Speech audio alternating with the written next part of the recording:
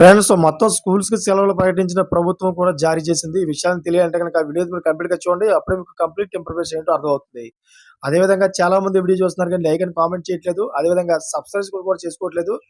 దయచేసి like and comment చేయండి. Subscribe చేసుకోండి. నేను చేసే ప్రతి ఒక్క అప్డేట్ మీరు ముందుగానే పొందగలుగుతారు. అదేవిధంగా ఇది చాలామంది మనం తెలియజేసిన వాళ్ళం అవుతాం. ఇంక లేట్ చేయకుండా ఆ వీడియో యొక్క పూర్తి వివరాలు మనం పూర్తిగా తెలుసుకుందాం.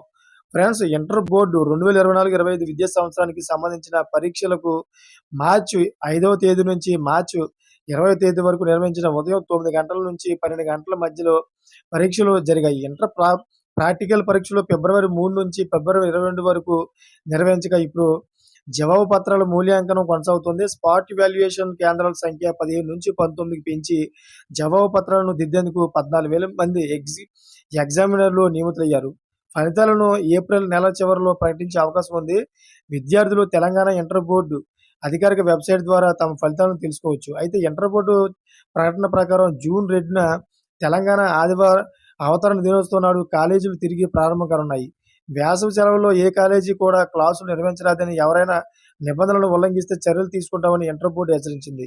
ఇంటర్ పరీక్షలు పూర్తి కావడంతో విద్యార్థులు వారి సెలవులను ప్లాన్ చేసుకునే అవకాశం వచ్చింది. చాలామంది హాలిడే ట్రిప్స్, వేసవి శిక్షణా శిబిరాలు, హాబీ కోర్సులు, స్కిల్ డెవలప్‌మెంట్ ప్రోగ్రామ్స్ ప్లాన్ చేసుకోవచ్చు. అంతేకాక ఫ్యూచర్ కోర్సులకు సిద్ధమవుతున్న విద్యార్థులు ఈ సమయాన్ని సద్వినియోగం చేసుకోవచ్చు. వేసవి సెలవులు అనంతరం జూన్ 2 నుంచి కొత్త విద్యా సంవత్సరం ప్రారంభమవుతుంది.